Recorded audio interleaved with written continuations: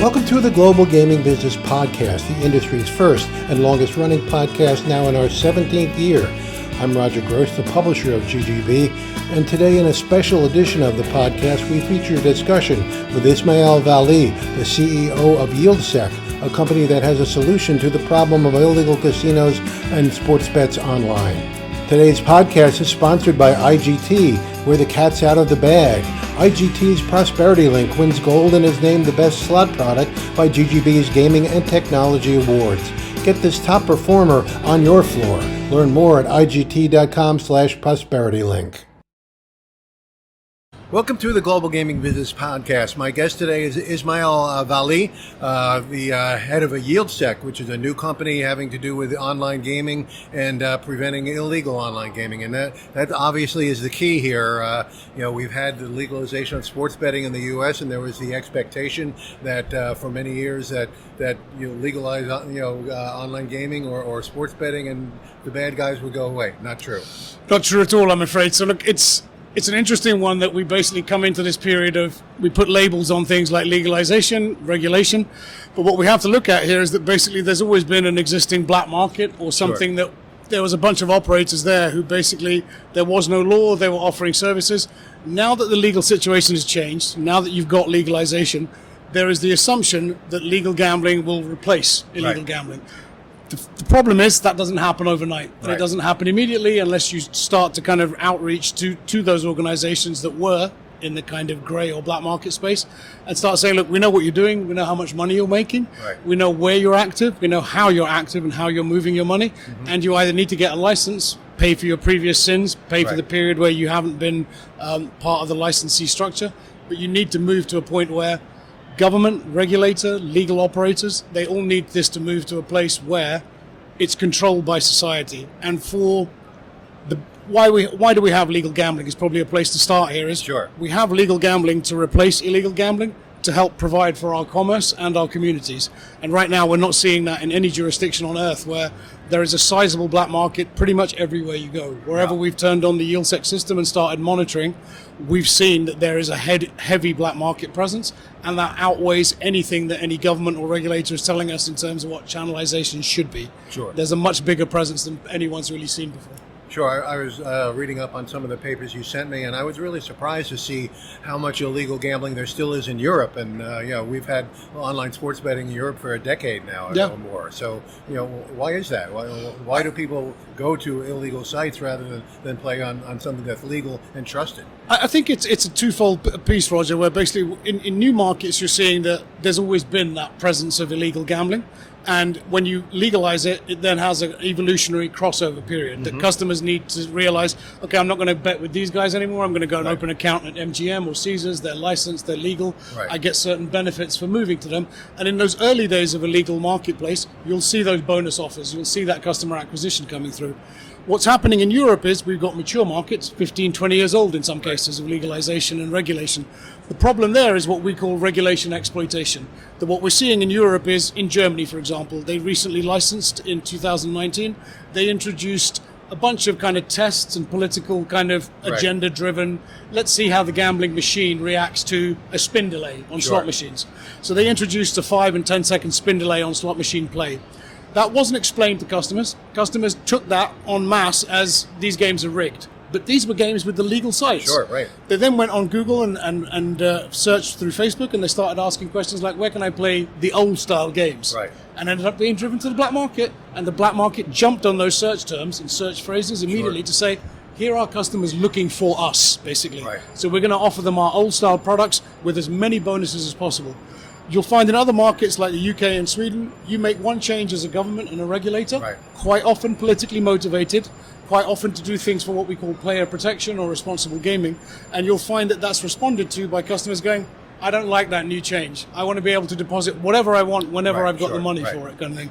So you end up in these situations where the black market feeds on that regulation exploitation, that they go looking for certain things that they want to grab hold of. Sure. And that means that customers will find, I get the gambling I know and love from the black market. Sure. And what I'm getting from the legal marketplace is this slightly amended, slightly kind of diluted form of gambling compared to what I knew and loved based on my 20-year experience online. Sure. So you're finding that as regulation grows, governments and regulators have to be really careful to basically go, just because you've been given access to the gambling industry, the legal gambling industry, you have to really try and make sure any changes you introduce are in line with what the legal operators are feeding back to you as, this is what we're going to telling you is what's going to happen. Absolutely. Because if you do things in the vacuum of politics and say, look, the general public find it politically expedient for me to kick this gambling company in the teeth. Right. They find it's not a problem because customers lose money to gambling companies, period, whether they're legal or illegal.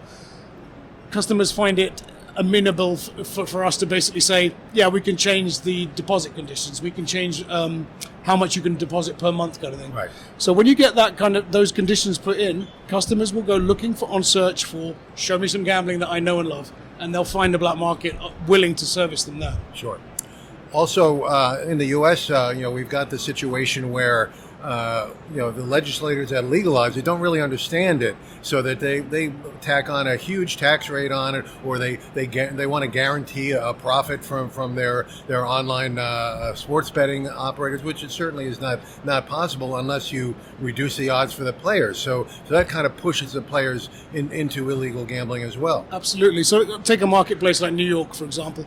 New York basically put in a 51% tax rate on sports betting turnover. Right. So that's not on the profitability, which is what most taxation systems are. That's on the stakes placed on bets itself. Right. So you're in this position where anybody who's applied for a license in New York is there because they'd rather be compliant with the regulator, they'd rather build a relationship with the regulator and state government, and they want to get to a point where in the future, hopefully the law changes.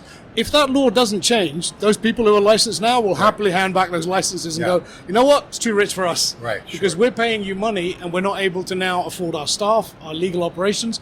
We can't even begin to start to think about being compliant with all these new regulations you're also giving us. And ultimately, we're never going to make a profit here. Right. And the customers don't realize that. So customers want bonuses. Customers want free T-shirts. Customers want tickets to the Super Bowl. Right. How do I pay for all that stuff if I'm not making money? I pay for all that stuff by basically giving up the license and going back into the black market. Right.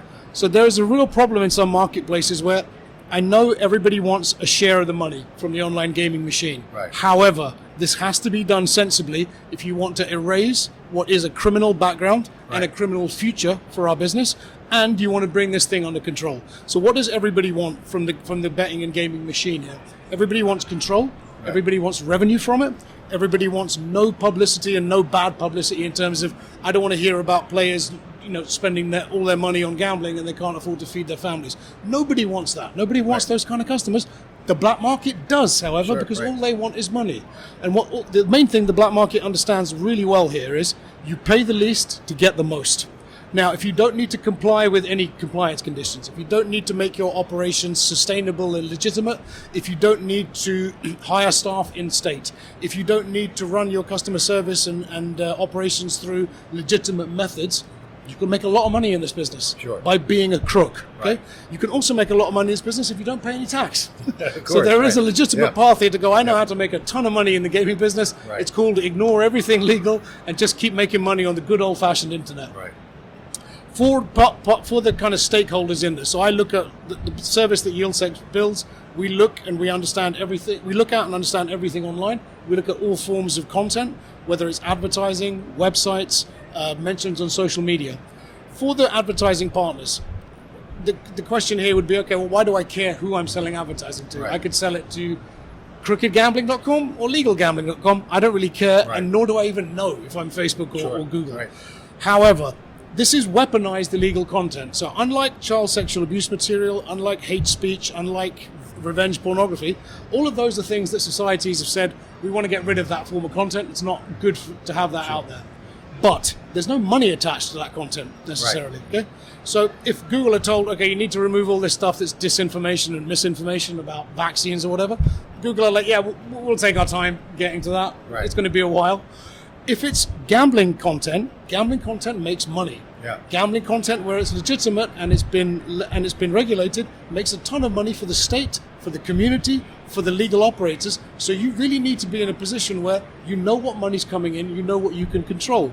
For Google and Facebook now, it's a position of you are accessory after the fact of theft. Once YieldSec's seen that you're basically pushing content that goes to illegal gambling sites, you need to remove that content pretty fast. those brands and firms are also potential customers of ours, because the way we look at it, every legal stakeholder needs to work together on making this marketplace work effectively for everybody. Sure. And our North Star on this is basically, if it doesn't benefit our commerce, if it doesn't benefit our community, what will it benefit? It will be benefiting crime. Okay. And that's where we need to basically draw the line of, as legal stakeholders, we need to work together. I know that all of us are going to have differences, from government and politicians through to legal gambling operators, but unless we start to take a hold of, we can kind of work with each other on this stuff. We don't need to be in each other's soup, but we can hold hands to get to that point of, we know what the legal gambling marketplace can deliver for us as a society, and also for us as legal gambling companies, advertising platforms and operators, as well as being regulator and government, knowing that finally what governments really wanted here, if you think back to pre-internet, governments loved the gambling industry because they loved having control of it. Anytime you needed revenue, you could just tap on the gambling door and go, we need $200 million. Could you give us that? Right. And the gambling machine would go, no problem, we can do that. You can put the interest rate, you can put the taxation rate up 1 point, and you'll be able to deliver tens of millions, if not hundreds of millions more. We need to get back to that point where governments and regulators feel like we have control of the machine without needing to tinker with, this is how the gameplay works, this is how customer sign-ups work, this is how promotions work. Because that's where you start acting like we're not government anymore, we're the gambling industry now. Except we don't really understand how gambling works. Right, okay. So up until now, the legal sports betting and online gaming industry has really depended upon the regulators and the government to shut off the spigot from this illegal gambling. But from what I understand, even if you block their websites, there's ways to get around it. So very good question. So the way that the gambling world works is pure smoke and mirrors on the illegal side. So on the legal side, we will have one website, Caesars.com. Right. We'll have Bet Caesars, or we'll have FoxBet, any one of a number of legal brands. They will have one destination brand. They may have what's called redundancy and failovers in case there's a power outage or something, so they need to send the customer somewhere else. Generally, those will never be used apart from in rare occasions like March Madness and the Super Bowl, when there's a ton of traffic and you need to divert it to other places. In the black market, that's a normal business practice. You will have thousands of mirrors and thousands of redirects, so that when one website gets seized, 1-800-illegalgambling.com, that gets seized by a state government, or it gets seized by a national government in Europe. That website will be shut off, and there'll be a load of publicity. This happens a lot in Europe.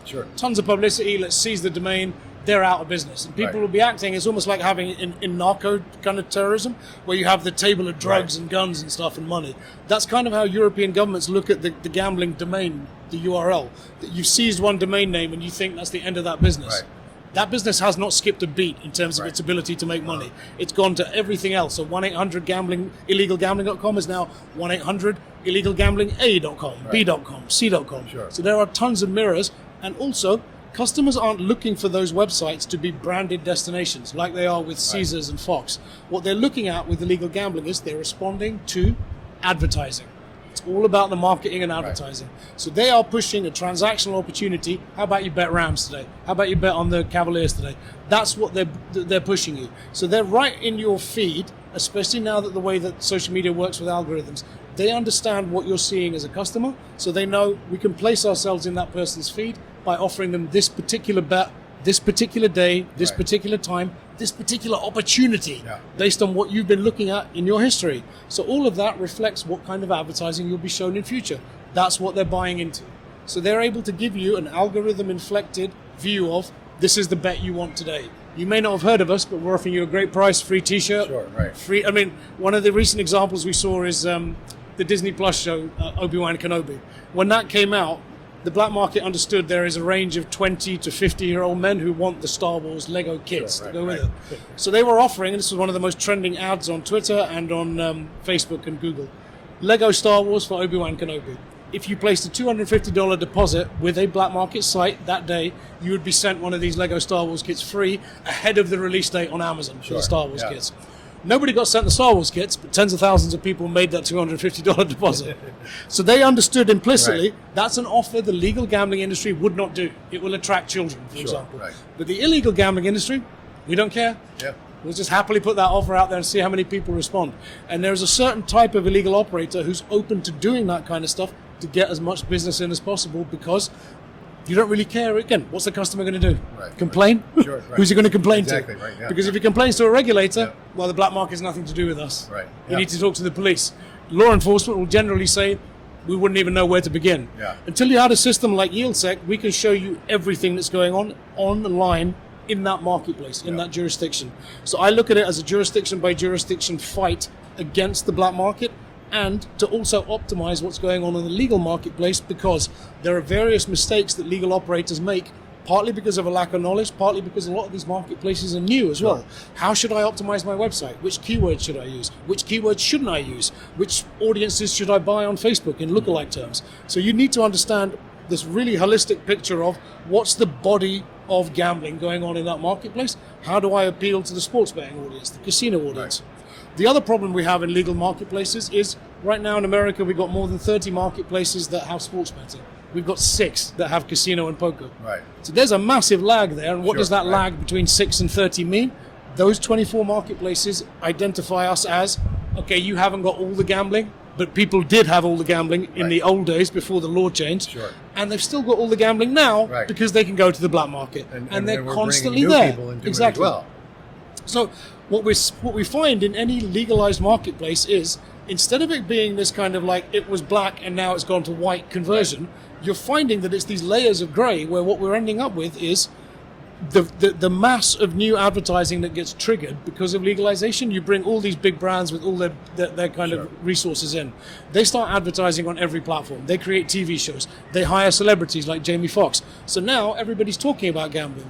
Gambling was always there, but now everybody's talking about it. It's become socially acceptable. Now you're finding that the legal industry is growing and the illegal industry is growing with it. So all ships are rising on the same tide, including pirate ships. And that's a dangerous place to be, where you're almost stifling the potential for the legal industry, because that illegality is growing in line with it, if not exponentially greater, because you might say that the legal industry is just sports bets. But what about casino? What about poker? What about slots? Right.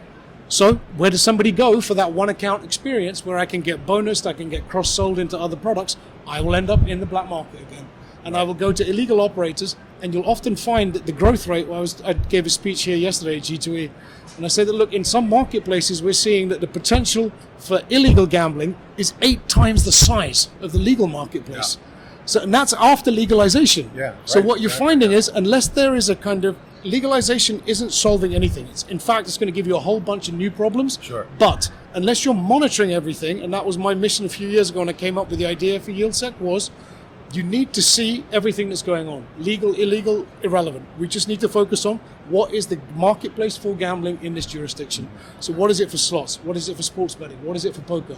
You need to be able to see what the advertising is doing. So you need to identify what's going on out there, then qualify it. How does the advertising work? Then quantify it. How much is it worth? Now, I'm not doing anything illegal. I'm not hacking anybody's back end to try and get their kind of quicken books. I'm looking at it in terms of what's the overall traffic that's going to the legal sites, what's the overall traffic to the gambling business generally in that marketplace, and how much does that convert to a value per visit. So that's a YieldSec measure. We use that so that we have an apples and apples way of looking at the world. We look at the legal marketplace. We know all those figures. They're public. They're from the regulator, from each firm. And then we extrapolate that into the illegal sphere to say we see everything. And again, I'm not worried about talking about this now because people say, okay, that's giving your secret source away. Our secret source is that we know how we had a scalable military platform we built from that was able to grab all of that content and go, what's this piece of content doing? What's it trying to get a customer to do? What's it trying to understand about a customer's behavior to then push them a relevant opportunity? So we got a sense of a very good understanding of what's going on in the marketplace overall, and that marketplace is made up of legal and illegal opportunities. Value those, and you start to understand this is how we need to change the law. This is now how we need to act as legal operators. This is how we need to address things like consumer safety. This is how you get those concerns wrapped up. And finally, you can give regulator and government what they want, which is the feeling of tacit control. They understand, if we move this lever, this is what happens. Rather than this experimentation we have in many marketplaces to get things like a 10-second delay on slot machines, which the marketplace understood as, those machines are rigged then. But those were legal companies who did that too. Right, exactly. So no players understood that, why is there a delay when I press spin? Right. And that doesn't happen with these other sites. Right. And I don't know if they're illegal or not, but They don't do that. Right. And that seems strange to me. That when I used to press spin, it used to spin immediately. Now I have to wait. Right. Why? And there's no education, and I understand why. Governments don't want to tell everyone about online gambling in case a whole bunch of new people start online gambling and then suffer harm from it or something. So there needs to be this, let's start breaking apart the relationships here and the roads that take us to control of the marketplace, more legal gambling than illegal, and where we get from right now, we have these iceberg marketplaces where what we see out there is this nice bright white shining cap on the iceberg. We don't see that it's sitting in this sea of criminality, and we don't see how far down that iceberg goes. Sure. And what we think we have are mountain marketplaces where most of what we see is that mountain of legal regulated gambling. And generally from every marketplace we've gone live in so far, we are seeing iceberg marketplaces everywhere. So exactly how do you propose to de-emphasize illegal gambling and eventually wipe it out? So how do I propose to de-emphasize it in terms of, so basically we're available to work for everybody. When I first came up with the idea, and again, to be clear, I came up with an idea a few years ago. I'd been in operations for 20 years. Yeah. So I'd worked in the poker industry, casino industry, sports betting, and I'd taken legal services to to number one in a region or globally at that time. So I had a good experience of operations, and I thought, early in my academic career, I had 2 law degrees from Oxford University. That gave me a very good understanding of how you needed to make law apply to people through products and through a marketplace. What I got to with the gambling problem is, unless you can start to show everybody that this is the entire panorama, the entire landscape, and the overall environment, everybody will just say, okay, well, that's nice to know. It's good to have information, but it's not helping us change our relationships here. Legal stakeholders, we've ended up arguing with each other, government, regulator, legal operators, constantly beating each other up for the sake of what? The fact that there is a legal industry that is willing to get a license, willing to change its operations, willing to amend everything about its day-to-day ops to basically be legal and to be part of the kind of on the side of the legal stakeholders. The fact that those organizations are sometimes investigated, they're sometimes fined for breach of the regulations, that should be seen as a good thing. Yeah. That's the rule of law in action, basically.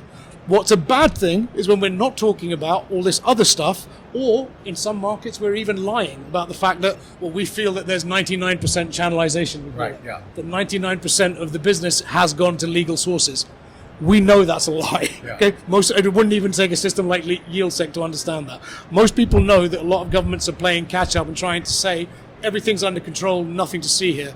That's not the case.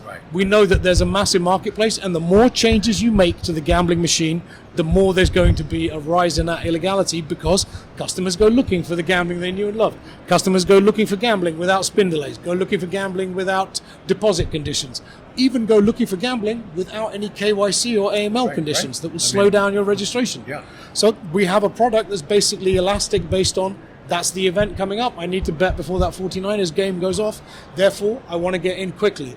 If you've got a bunch of other stuff, that means I've got a 15-minute registration process, and then if I put in a $100 deposit, well, now you need to wait 2 days to find out if that deposit was accepted because you're a new customer. Well, I'm going to go to that guy up the street then. So we need to get to a point of having a semblance of understanding, and then from there we fashion the right controls for the legal marketplace. The legal marketplace, again, I've always characterized YieldSec as an optimization and protection platform. That what I'm trying to do for all legal stakeholders is go, look, there's a bunch of stuff you've done or haven't done. There's a bunch of stuff you've done badly. You need to fix that first. Because that's the first opportunity that the illegals are jumping on, because they can own your own brand name. They can own certain keywords that you should own and you didn't think about it because you thought you were walking into a nice, bright, white, clean future. And it's not. It's a messy one because we're trying to get rid of what these guys are. In terms of where it goes to from there, work with every legal stakeholder as far as possible in the marketplace. Obviously, our service it comes with a cost. I need to pay for the system, servers, a bunch of technical tools. I need to pay for the staff and expert staff in each language, because we obviously, in a marketplace like America, we're not just looking at English language, we also need to look at Spanish. We need to look at any ethnic minority languages too, because there'll be substantial pockets in those ethnic communities of certain types of gambling. So getting to a point where there is control takes time, takes budget, and it also takes cooperation. But we built the YieldSec platform to foster that cooperation between all legal stakeholders. That even though you may have characterized your relationships in the past by arguing with one another, by fining certain parts of the group, by saying that you guys aren't up to standard, we're going to look at your license, etc. What's worse is what's waiting out there in the black market. Sure. That those guys, illegal operators, and again, I take this very clearly that in all marketplaces, there is one view of what the legal marketplace should be. What's in there now are two industries. You have the legal industry and you have the not legal industry. Right. These are guys who are basically open to, we want to see how legality moves. In some marketplaces, we may get a license just to kind of make us look from the outside like we're a legit stand-up company. But if you are taking revenue from a marketplace that has a regulated system and it has taxation, and you're not paying taxes and you're not licensed, you are thieving money.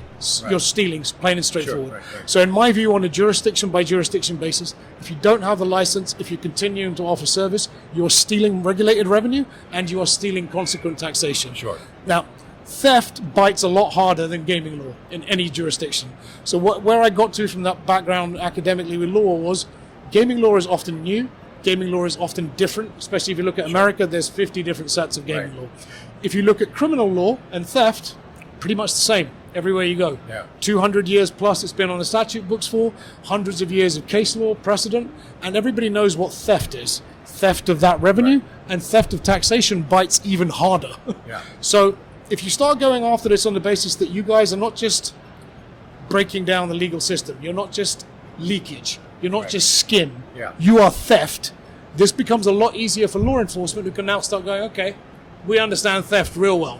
When it comes to gaming law, we don't understand that. We don't know if we can even act on gaming law as law enforcement. But theft and stealing, we know what that is. We know exactly how to prove that. The cat's out of the bag. IGT's Prosperity Link wins gold, named the best slot product by GGB's Gaming and Technology Awards. A top game performance since being released, Prosperity Link features the player favorite lock and respin bonus and the exciting free games bonus with either scatter or multiplier wilds. Prosperity Link will drive players to your floor with its popular game mechanics. Grab this exciting game while it's hot. Learn more at IGT.com/prosperitylink. But when you get a company that wants to engage in crypto and wants to get around this KYC, people use VPNs all the time. I mean, it's hard to catch these people. I mean, how do you do that? It's difficult to catch them, but again, I built this first and foremost as a follow the money solution. So where it came from was a terrorist platform that was looking for people posting terrorist fomenting content. They were looking for putting beheading videos and all this kind of stuff online, and to create an audience from that, which they could then turn into the future wave of terrorist attacks. How we adapted that was basically to go, I'm looking not for people who are after hearts and minds and politics and territory. I'm looking for people who are after audience, dollars and cents, and customers. But it's an analogous mission. All that a black market really represents is a commercial insurgency. The same as in terrorism, that represents a political insurgency. So we had an aligned idea of what the system needed to create, how we go after those people. And again, just to touch on the VPN point you mentioned, VPNs used to be an issue. So 10 years ago, VPNs were definitely a problem where you couldn't tell where the traffic was coming from. And a lot of black market sites were pushing on the customers, use a VPN, because then no one knows where you are, and it's good for you, it's fairness. You don't pay any tax, we'll give you bonuses all day long. Nowadays, most people don't bother using VPNs because most gaming product can't deal with it. So because most gaming product is nowadays live sports betting, live casino, with live dealers dealing cards and spinning roulette wheels. Most of those products rely on fast connections. If you want to get your bet on, you can't have a VPN running because it adds latency and time to your connection, and that means you'll miss your opportunity. So VPNs went from being a massive problem to no problem at all today. So VPNs have just become this kind of, it's still one thing that gets raised all the time is, what about VPNs? VPNs simply don't matter because customers have moved on in terms of, we want those new hot products. So we want live sports betting and we want live dealer casino. The bad guys have figured out how to get around VPNs. Bad guys haven't worked out how to get around that, and there's nothing that's going to give them what they need in terms of VPNs have just become this thing that's used for illegal streaming of shows like Game of Thrones and that kind of stuff. So that's where the VPN use is still there. And even there, if you want to get House of the Dragons had its 8th episode on Sunday, if you want to watch that 5 minutes after it's airing on HBO, you're not going to want to use a VPN because it adds to that delay again. So VPNs went from being, VPNs might get back to actually being used for what they're meant for. It's being used by people who need to conceal their identity because they're journalists in war zones or something, and not just customers for gambling sites that want to shave a few points. So we've got back to a point where there's a fairly even way of looking at the marketplace, and we're able to see everything that's going on out there. Sure. So from all of that activity, you break it down into, this is all the activity, what's legal activity, what's illegal activity. From there, you move down to, okay, what's that illegal activity doing? How's it affecting each stakeholder? Is this going after a particular legal operator, BetMGM, for example? Is it going after a particular sports opportunity, a bet on an NFL game? Funnel that down to who we need to tell out of our legal stakeholder panels. Is it the operators who need to make changes? Is it the regulator? Is it law enforcement that needs to be told? This particular group are just basically opening scam accounts, like the Star Wars Lego example. That they're just opening accounts to get people to deposit money. They are not sending any Lego to anybody. They are not even there to take bets from people. All they want is to basically take on a ton of money and disappear. We see that particularly in Latin American marketplaces. Latin American marketplaces, the nature of scams will be one team A versus team B. They will just own all of the content around team A versus team B. Sure. Team A won't be playing team B all the time, but whenever that opportunity comes up, they will light up 10 to 15,000 different sites and keywords on the internet. They will be the number one search result for that team A versus team B opportunity. And from there, they will basically push people into open accounts with bookmakers you've never heard of, take the money, disappear. So you see that these scams come up, but again, there is a way now of managing it, not just to say, here is the list of shame that we found on the internet, here's what to do about that list of shame, is the big difference. Okay. So one last question, your clients would be, I guess, everybody in the legal side of the business, from governments to operators. We have a product for all the legal stakeholders. So from a government side, we sell a product called YieldSec Ecosystem. That's a view of the entire marketplace. So that shows you at the high level, this is what's going on. What it doesn't include is a government doesn't need to understand how, as BetMGM, you need to make changes to your SEO, make changes to your keywords, make changes to your advertising spend, and also make changes to your customer account sign-up process so that you're not 7 minutes versus 2 minutes for the illegals kind of thing. So ecosystem product for government and also for trade associations who need to see that full view of the marketplace. From there, we go to YieldSec Industry. That's for legal operators and legal suppliers. Legal suppliers, I'd mentioned just to touch on briefly, is use an example like Evolution Gaming, so the world's largest live dealer casino supplier. They suffered a rumor last year that led to them losing 11 billion in market cap in 13 days. So in November last year, somebody accused them of having black market revenue in their revenue chain. They denied it. That denial was not sufficient to stop a run on that stock, where it was being short sold, and still suffers the ill effects of that nearly a year later now. That they never properly recovered from that, and it was something they couldn't, as the company accused of it. How do you deal with that accusation? You can say that we're not doing that, but if they had YieldSec running in the background, and we hadn't launched then, just to be clear, YieldSec's able to say, we know where your products are being used. We've looked at everything on the internet in your marketplaces. We can tell you that Evolution products are used here in New Jersey, here in the United Kingdom, here in Sweden. We know that you're licensed in each of them. We can even show you how much revenue attaches to the usage of those products. But they weren't in a position to say there's no neutral, independent third party who can vouch for us here. So we're also trying, again, our mission is commerce, our communities. We need to look at online gaming companies are not just invested in by online gaming executives anymore. Online gaming companies are invested in by pension funds, because this is a mainstream activity now. It's entertainment and it's part of the culture and community. You need to get to an understanding of, if you kind of treat the gambling industry like some kind of piñata, it will deliver money for you in the short term, but if you beat it up reputationally, where is it going to be in the future for your commerce and your community? So that's the point to understand here, is that you want this thing to run fairly, you want it to run on rails so that customers are cared for, so that the right type of people interact with it, so that it produces onshore jobs, it produces in-marketplace community effects. Because look at how much taxation the gambling industry provides. If there wasn't gambling in the United States, education budgets, physical education budgets wouldn't be there. If there wasn't the healthcare that came from gambling in marketplaces like Canada. So Atlantic Lottery in Canada, they produce, for the 5 provinces that Atlantic Lottery covers on the east coast of Canada, they produce around 50% of the healthcare budget. So if you don't have them, and if they're not running optimally, because We've just allowed them to basically deal with black market competitors So they're who stealing don't money answer from to that. anybody. They're eroding that budget, and they are stealing money that should be going to the community. Right. So whether you're a gambler or not, you do have skin in this game. Okay? Sure. You do want to go to a hospital that has cancer research and cancer healthcare. So you want to make sure that, okay, well, why don't you have those new kind of machines? Why don't you have an MRI scanner? Well, not enough people gamble with the legitimate local marketplace gambling company anymore. So when you see a decline in these monopoly positions, and whatever a marketplace wants legally, if a marketplace wants to be a monopoly, that's your business. Yeah. If a marketplace wants to liberalize and have 100 licensees, that's your business. Where we try and point out that, look, tangibly, look at what's going on with the dynamics in the marketplace. So a state like New York, running a 51% tax rate on stakes is not going to last in the long run, okay? Sure, right. You will not deliver the money you want. In the meantime, you're getting tons of money through the front door from 9 or 10 licensees. But you should have 100 licensees paying 15 to 20% gross profit tax because it makes more money. Right. Because it means that there's greater participation with a group of competitive companies. Whereas what you have right now is a group of big publicly traded firms who are there because, well, you kind of have to be. It's New York. Sure. It's good for advertising overall, and maybe we can build the right relationship with the regulator. Rather than it being about hope, let's make it about tangible, what's the benefit here? Sure. Let's show you the dollars and cents value of what you are driving versus the dollars and cents value of what you could drive.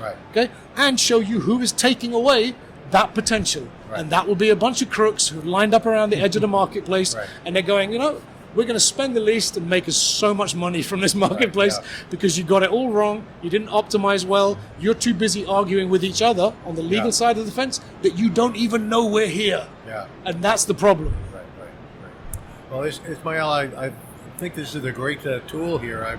I'm really want to follow up with you, and maybe next G2E we can talk and talk about how it's really been applied, because Absolutely. I think it's really a necessary item here, and I wish you well, and I think in the next year I think the industry will realize that. Thank you very much.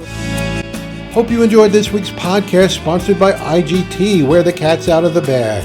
IGT's Prosperity Link wins gold and is named the best slot product by IGGB's Gaming and Technology Awards. Get this top performer on your floor. Learn more at IGT.com/prosperitylink. To learn more about how illegal online gambling has continued to proliferate, visit GGBmagazine.com. Subscribe to GGB News to get all the news of the gaming industry delivered to your desktop every Monday morning. Sign up at ggbnews.com and use the coupon code GGB180 for a free subscription. Don't miss a single episode of the podcast. Subscribe on Amazon, Apple Podcasts, or Spotify today. So we'll see you next time on the GGB Podcast.